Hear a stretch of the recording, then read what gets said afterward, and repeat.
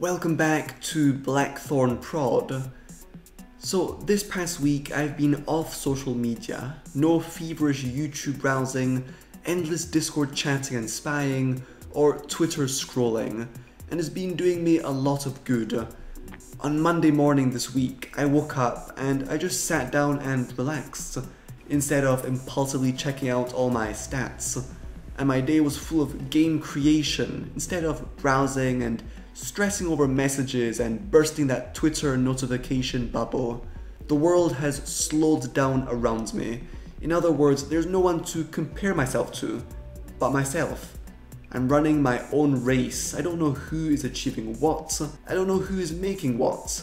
I don't know how many videos Mr. X has uploaded this week. So that pressure to keep up with everyone and not become obsolete and stay trendy is slowly but surely fading.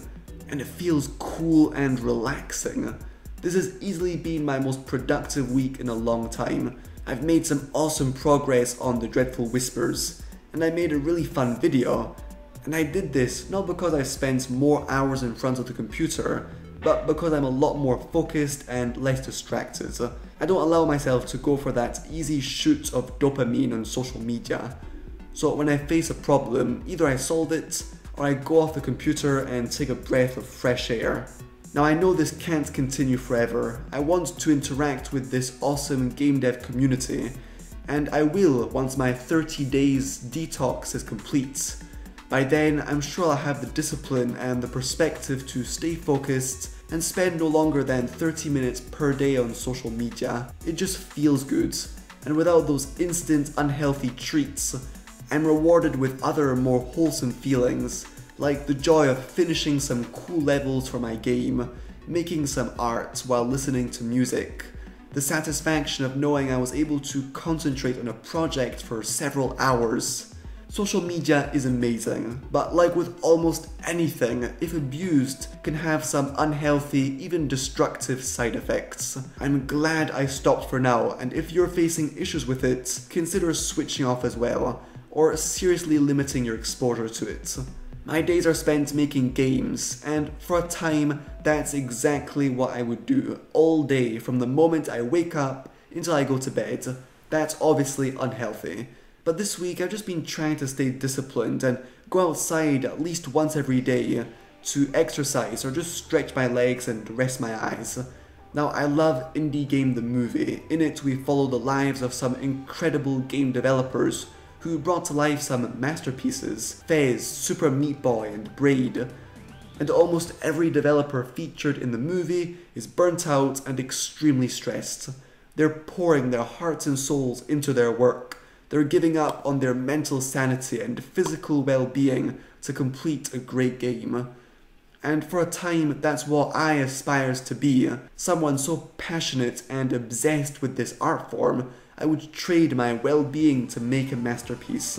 Sounds epic, but that's complete nonsense. I don't want that anymore. I don't want to sacrifice everything to be a great game developer, and I don't need to.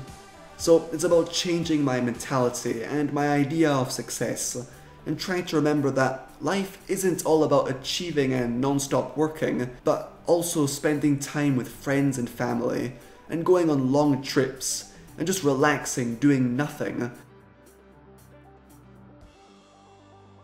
I used to hate the idea of getting bored, but there's something very appealing about it now. The magic of sitting down with nothing to do. Don't feel guilty for not working every day of the week. Don't feel guilty for getting bored. Don't feel guilty for not accomplishing quote-unquote great things and getting that juicy well done from the rest of the world. Now, my brother Liam is joining us on this game dev journey. Together we'll release on this channel every Tuesday a quality game dev tutorial. And I guess that's another big step towards leading a more healthy game dev life, working with others and not carrying all of the weight on my shoulders, and just the fun that comes with making something as a team. We form a great team. I mean, we made 2 awesome game dev Udemy courses together after all.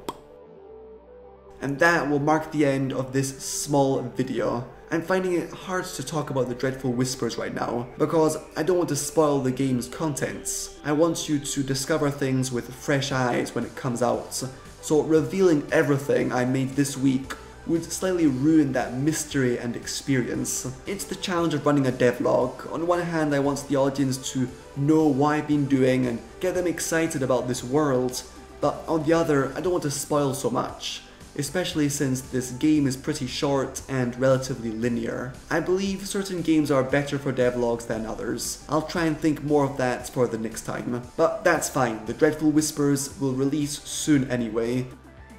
Thank you for watching this video, and a shout out to my amazing patrons who support me financially every month. Stay tuned everyone, cheers!